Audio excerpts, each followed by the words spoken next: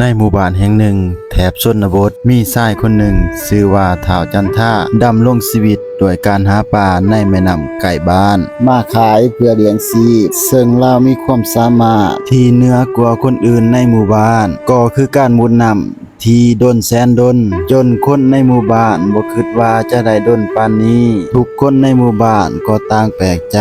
ว่าลาวมุดได้แนวใดบางครั้งก็เป็นชั่วโมง2 ชั่วโมงก็มีซึ่งปลาที่ลาวหามาได้ลาวก็เอามาขายตามหมู่บ้านบางครั้งก็แบ่งให้คนในหมู่บ้านเอาไปกินแบบฟรีๆจนลาวได้ฉายาจากชาวบ้านว่าท้าวมุดน้ำเพราะลาวมุดน้ำเก่งนั่นเองพร้อมเดียวกันนั้นในหมู่บ้านข้างกันก็มีชายหนุ่มคนหนึ่งซึ่งเป็นคนเล่ร่อนตามหมู่บ้านบ่มักเฮ็ดเวียกเฮ็ดงานแต่ละมื้อมีแต่เลาะลินเลาะเที่ยวกลับมาแต่ลินเล่าก็นอนเว้นนอกจากเรื่องยิงธนูเล่าก็บ่สนใจหยังเลยอยู่มามื้อหนึ่งก็มีเสนาอามาตย์ได้มาเป่าข่าวอยู่พระราชวังจะมีพิธีเลือกครูให้แก่นางปทุมมาซึ่งเป็นลูกสาวของตนในอีก 4-5 วันจะมาถึงนี้พญาต้องการคนที่มีความรู้ความสามารถเพื่อจะมาปกป้องบ้านเมืองและปกป้องลูกสาวพญาได้เมื่อชายทั้งสองคนได้หูข่าวก็มีความปรารถนาอยากได้นางปทุมมาเป็นคู่ครองของตนพ่อไก่จะหอดพิธีท้าวจันท่าก็ได้เกี่ยมเข่าของเพื่อจะออกเดินทางย้อนความหูบุญคุณและความใจดีของท้าวจันท่าชาวบ้านก็ได้พากันห่อข้าวปลาอาหารและหมากไม้จำนวนหนึ่งมอบให้ท้าวจันท่าไว้กินระหว่างทางในขณะที่กำลังเดินทางนั้นท้าวจันท่าก็ได้มาพบกับท้าวสินนครที่กำลังออกเดินทางไปพระราชวังเช่นเดียวกันท้าวจันท่าจึงได้ถามท้าวสินนครไปว่าเจ้าก็จะไปพิธีเลือกคู่เช่นเดียวกันบ่ท้าวสินนครก็ได้ตอบไปว่าแม่นแล้วข้อยก็จะไปพิธีเลือกครูเช่นเดียวกันท้าวสินนครได้เว้าต่ออีกว่าให้เจ้าเดินนำหน้าได้เลยส่วนข้อยจะเดินตามหลังท้าวจันท่าจึงได้ตอบไปว่าได้แต่เจ้าต้องช่วยข้อยถือเสบียงอาหารหลังจากทักทายกันแล้วสองคนก็ได้ออกเดินทางต่อในขณะที่เดินทางอยู่นั้นท้าวสินนครจึงได้ถามท้าวจันท่าว่าความสามารถของเจ้ามีหยังแหน่ที่จะเฮ็ดให้พญาสุราษฎร์พอใจและยกลูกสาวให้เป็นคู่ครองท้าวจันท่าจึงตอบไปว่าข้อยสามารถหาปลาและมุดน้ำเก่งพ่อเดินทางมาได้หลายมือเสบียงอาหารที่ถือมาก็ใกล้จะหมดแล้วท้าวจันท่าจึงได้ถามท้าวสินนครว่าเสบียงอาหารใกล้จะหมดแล้วถ้าเป็นเช่นนี้เฮาจะเดินทางไปฮอดพระราชวังอยู่บ่ท้าวสินนครจึงได้ตอบว่าบ่ต้องห่วงในระหว่างเดินทางถ้าเจ้าแนมเห็นนกหนูที่อยู่เทิงต้นไม้ให้บอกข่อยทันทีหลังจากนั้นทั้งสองก็หยุดพักผ่อนเอาแห้งเพื่อออกเดินทางต่อพ่อมาฮอดพระราชวังผู้คนก็ได้เข้ามาเต่าร่วมกันอย่างหลวงหลายเพื่อเข้าร่วมพิธีเลือกครู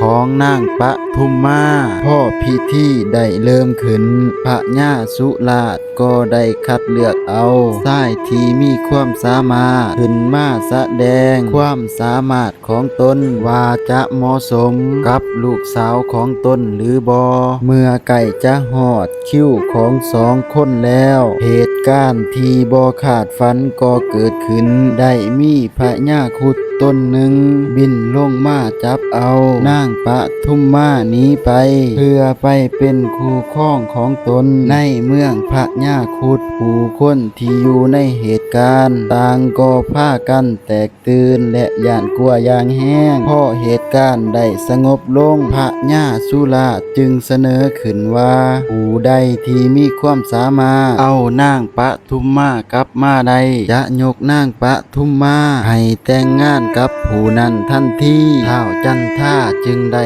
อาสาเป็นคนไปนำเอานางปทุมมากลับมาพระราชวังอย่างปลอดภัยพระญาสุราชจึงได้ถามไปว่าเจ้ามีความสามารถอันใดที่จะเอาชนะพญาครุฑได้ท้าวจันท่าได้ตอบพญาสุราชไปว่าข้าน้อยสามารถมุดน้ำได้และมุดได้ด้นกว่าคนปกติพระญาสุราชจึงเว้าต่ออีกว่าเพียงแต่มุดน้ำจะชนะพญาครุฑได้แนวใดมีไผจะอาสาอีกท้าวสินนครได้เว้าขึ้นฝีมือการยิงธนูของข้าน้อยบ่เคยพลาดแม้นแต่บาทเดียวพระญาจึงสั่งให้ทหารเอาหมากเกี้ยงไปวางไว้อยู่ต่อไม้ให้ท้าวสินนครยิงให้เบิงท้าวสินนครจึงได้จกเอาผ้ามาปิดตาไว้แล้วยิงธนูใส่หมากเกี้ยงให้พระญาสุราช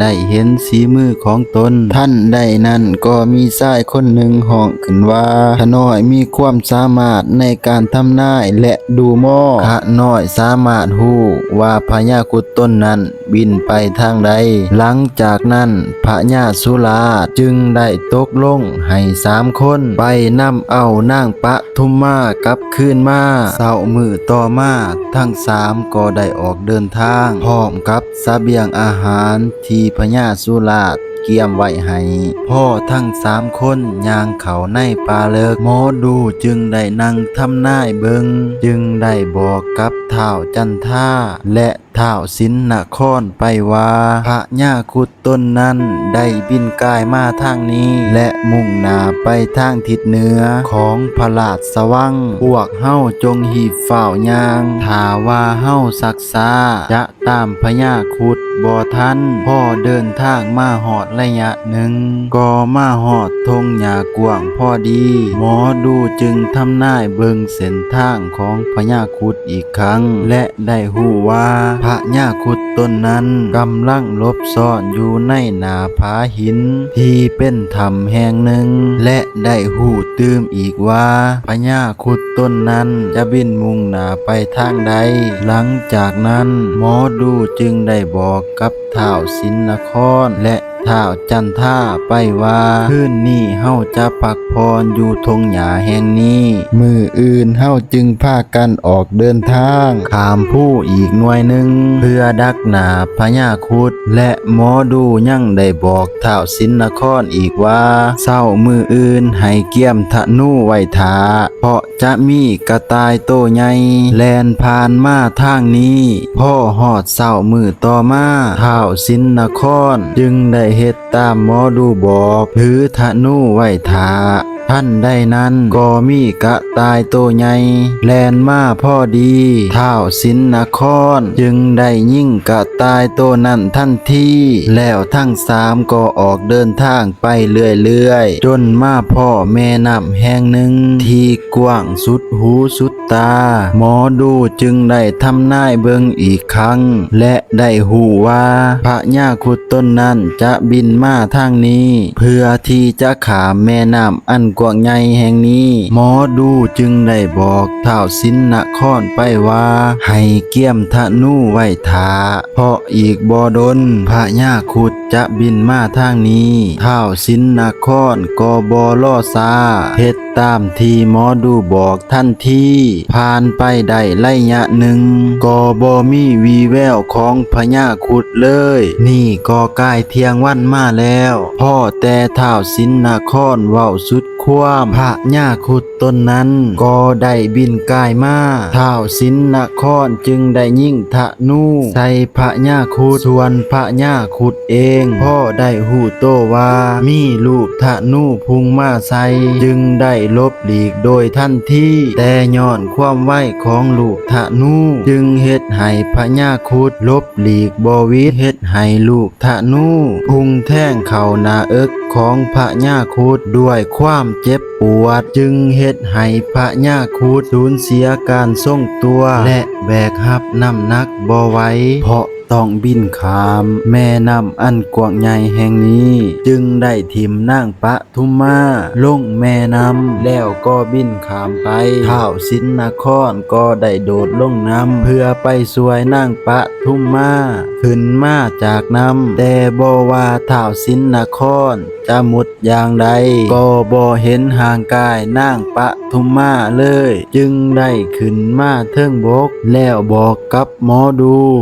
และท้าวจันทาว่าแม่น้ำแห่งนี้มีความลึกหลายคอยบ่สามารถเอาตัวนางปทุมมาขึ้นมาจากน้ำได้พ่อได้ยินเช่นนั้นหมอดูจึงมอบให้ท้าวจันทาเป็นผู้ดำน้ำลงไปเอาตัวนางปทุมมาขึ้นมาก่อนจะมุดน้ำลงไปท้าวจันทาก็ได้บอกทั้งสองคนไปว่าถ้าหากคอยมุดลงไปดนก็บ่ให้ตื่นตกใจ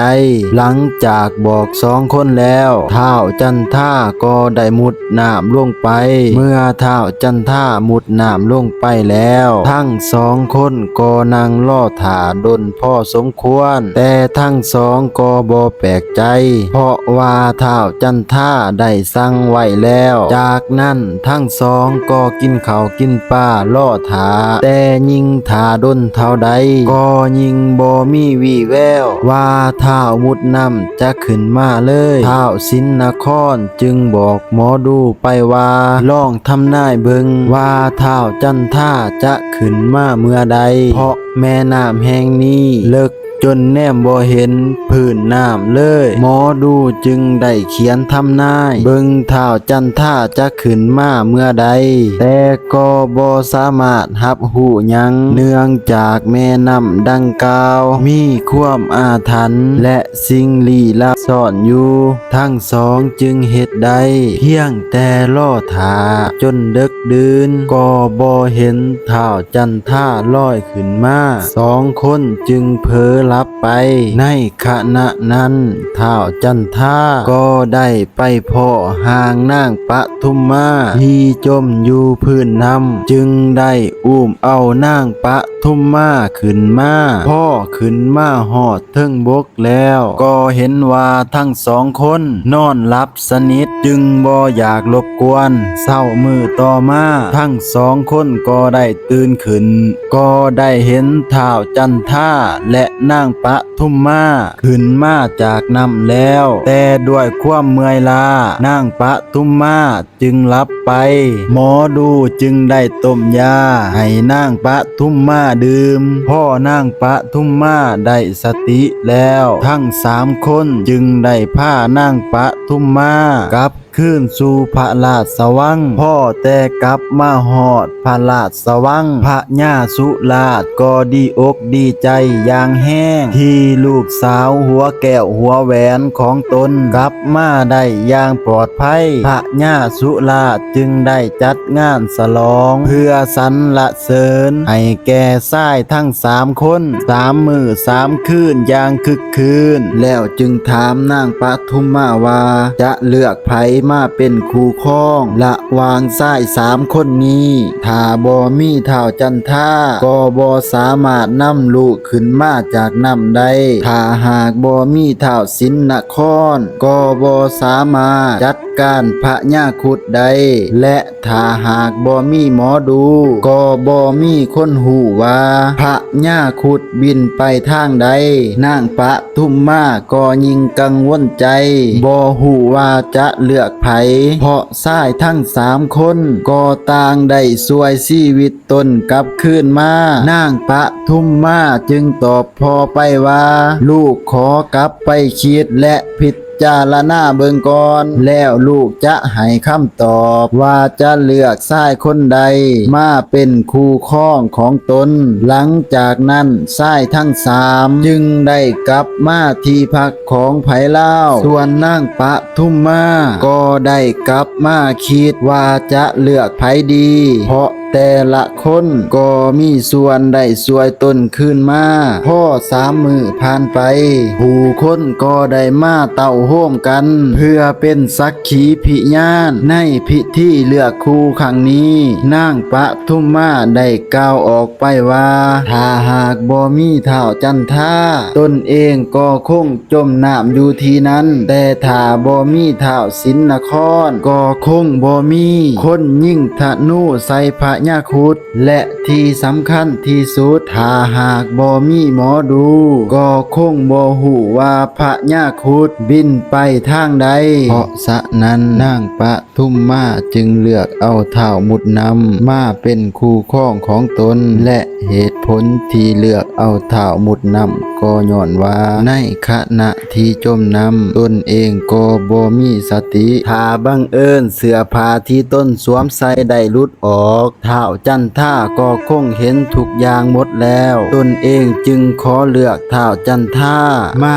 เป็นคู่ครองของตนเมื่อเท้าจันทาได้ขึ้นครองพระราชวังแล้วพระญาสุราชจึงแต่งตั้งเท้าสินนครให้เป็นแม่ทัพใหญ่ที่สุดเพื่อฝึกฝนทหารใส่ธนูให้คล่องแคล่วและแม่นยำดังเท้าสินนครและก็ได้แต่งตั้งให้หมอดูมาเป็นที่ปรึกษาให้แก่ตนเองและเท้าจันทาพร้อมทั้งแต่งตั้งให้เป็นหมอดูคู่บ้านคู่เมืองอีกด้วยหลังจากนั้นเท้าจันทาก็ได้ปกครองพระราชวังด้วยความสงบสุขหุ่งเฮืองเหลืองเหลื่อมตลอดมาด้วยความหักและสามัคคีกันของทั้ง3และปวงชนเรื่องนี้สร้างขึ้นจากจินตนาการเท่านั้นถ้าบ่ครบถ้วนหรือผิดพลาดประการใดก็ขอโทษขออภัยหลายๆและฝากกดไลค์กดติดตามเพื่อเป็นกำลังใจ